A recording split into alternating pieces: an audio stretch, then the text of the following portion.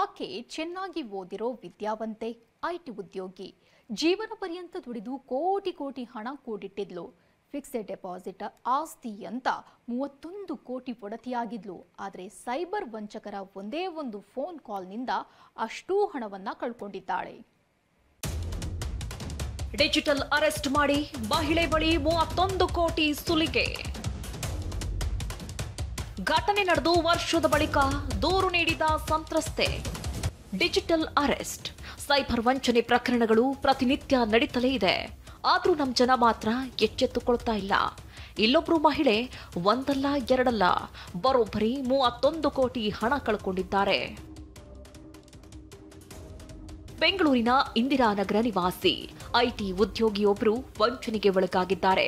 ಕಳೆದ ವರ್ಷ September 15ರಂದು Mumbai cyber crime ಪೊಲೀಸರ ಹೆಸರಲ್ಲಿ ಮಹಿಳೆಗೆ ಕಾಲ್ ಮಾಡಿದ್ದ ವಂಚಕರು, ನಿಮ್ಮ ಹೆಸರಲ್ಲಿ ಪಾರ್ಸೆಲ್ ಬಂದಿದೆ, ಅದರಲ್ಲಿ ಡ್ರಗ್ಸ್, 3 ಕ್ರೆಡಿಟ್ ಕಾರ್ಡ್, 4 ಪಾಸ್ಪೋರ್ಟ್ ಇದೆ ಅಂತ ಬೆದರಿಸಿದ್ದಾರೆ. ಡಿಜಿಟಲ್ ಅರೆಸ್ಟ್ ಮಾಡಿ ಮಹಿಳೆ ಬಳಿ ಎಲ್ಲ ಆಸ್ತಿ, ಬ್ಯಾಂಕ್ ಅಕೌಂಟ್ನ ವಿವರ ಪಡ್ಕೊಂಡಿದ್ದಾರೆ.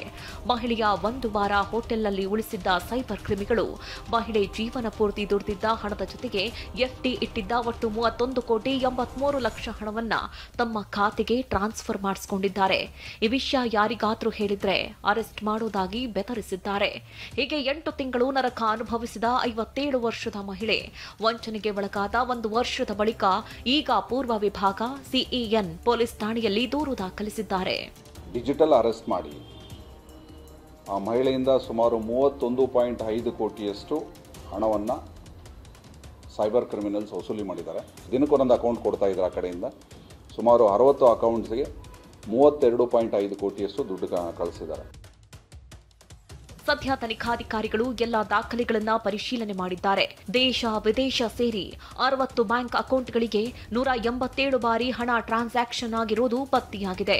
ಈ ಸಂಬಂಧ ಮಾಹಿತಿ ನೀಡುವಂತೆ ಎಲ್ಲ ಬ್ಯಾಂಕ್ಗಳಿಗೆ ನೋಟಿಸ್ ನೀಡಲಾಗಿದೆ. ಪ್ರಜ್ವಲ್, TV9 ಬೆಂಗಳೂರು. ಅವರಿಬ್ರು ಐಟಿ ಕಂಪನಿಯ ಉದ್ಯೋಗಿಗಳು. ಒಳ್ಳೆ ಕೆಲಸ, ಕೈತುಂಬ ಸಂಬಳವೂ ಇತ್ತು. ಆದರೆ ಆ ಜೋಡಿ ಅಡ್ಡದಾರಿ ಹಿಡಿದಿದ್ರು. ಸಿಹಿ ಜಾಲದ ಮೂಲಕ ಸುಲಿಗೆ ಮಾಡ್ತಿದ್ದ ಅವರು ಲಾಕ್ ಆಗಿದ್ದಾರೆ.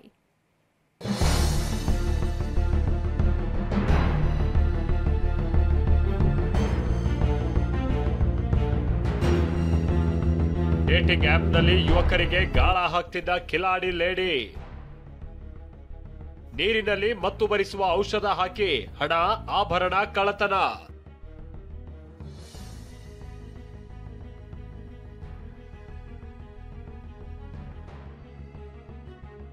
ಮಳ್ಳಿಯಂತೆ ನಿಂತಿರೋ ಈಕೆ ತಮಿಳುನಾಡು ಮೂಲದ ಕವಿಪ್ರಿಯ. ಇವಳ ಬಾಯ್ ಫ್ರೆಂಡ್ ಹರ್ಷವರ್ಧನ. ಸಾಫ್ಟ್ವೇರ್ ಇಂಜಿನಿಯರ್ಗಳಾಗಿದ್ದ ಇವರು ಡೇಟಿಂಗ್ ಆಪ್ ಮೂಲಕ ಅಮಾಯಕರನ್ನ ಸುಲಿಗೆ ಮಾಡಿ ಲಾಕ್ ಆಗಿದ್ದಾರೆ.